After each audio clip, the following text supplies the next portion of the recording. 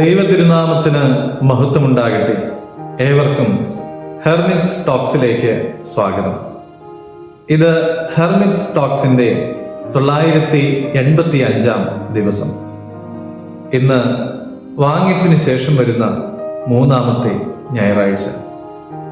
ഇന്നത്തെ വിശുദ്ധ ഏവൻഗേലിയോൻ ഭാഗം ശുദ്ധമുള്ള മത്തായി 17-ാം അധ്യായം 22 മുതൽ 27 വരെയുള്ളതായ തിരുവചന ഭാഗങ്ങളാണ്.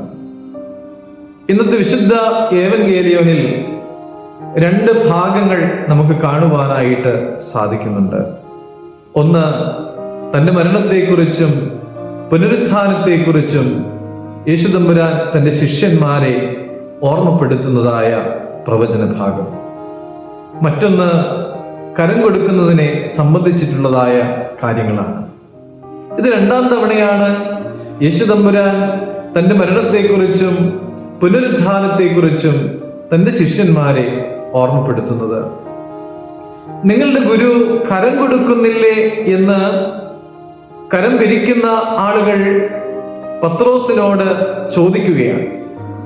അതോടൊപ്പം തന്നെ കൈസർക്ക് കരം കൊടുക്കുന്നത് വിഹിതമോ അല്ലയോ എന്ന് പറഞ്ഞു തരണം എന്ന് യേശു തമ്പുരാനോട് അവര് ചോദിക്കുന്നുണ്ട്. യേശുവിന്റെ മേൽ ഒരു കുറ്റം ആരോപിക്കാൻ വേണ്ടിയിട്ടാണ് ഇത്തരത്തിലുള്ള ഒരു ചോദ്യം. യേശു തമ്പുരാൻ തനിക്കും പത്രോസിനും കരം കൊടുക്കുവാനുള്ളതായ മാർഗം ചൂണ്ടിക്കാണിക്കുകയാണ്. ഒരു ഇടർച്ച അവിടെ ഉണ്ടാകുവാനായിട്ട് യേശു തമ്പുരാൻ ആഗ്രഹിച്ചില്ല എന്ന് നാം തിരിച്ചറിയണം. റോമർ 14-ാം അധ്യായം 13-ാമത്തെ തിരുവചനം, സഹോദരൻ ഇടർച്ചയോ തടങ്ങലോ വയ്ക്കാതിരിക്കുവാൻ മാത്രം ഉറച്ചുകൊള്ളുവിൻ. നാം സഹോദരന് ഇടർച്ച വരുത്തുന്നവരാണോ?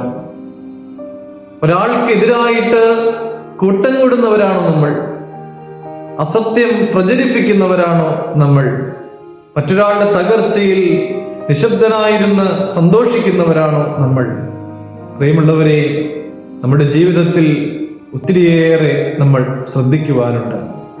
നാം പറയുന്ന വാക്കുകൾ, നാം പങ്കുവെക്കുന്നതായ വിഷയങ്ങൾ, നമ്മുടെ പ്രവൃത്തികൾ, നാം മെനഞ്ഞുണ്ടാക്കുന്ന പ്രചരിപ്പിക്കുന്ന കഥകൾ എല്ലാം മറ്റുള്ളവന് ഇടർച്ച വരാതിരിക്കുവാൻ തക്കവണ്ണം സൂക്ഷിക്കേണ്ടവരാണ് ഞാനും നിങ്ങളുമൊക്കെ. നമ്മുടെ കർത്താവ് അത് ആഗ്രഹിക്കുന്നുണ്ട്.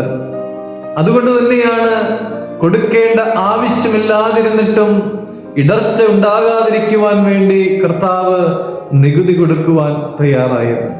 നമ്മുടെ ജീവിതത്തിൽ എല്ലാ മേഖലകളിലും നമ്മൾ ആർക്കും ഇടർച്ച വരുത്തുന്നവരാകുവാൻ ഇടയാകാതെ നമ്മുടെ ജീവിതത്തെ ക്രമപ്പെടുത്തുവാൻ നമുക്കെല്ലാവർക്കും സാധിക്കണം.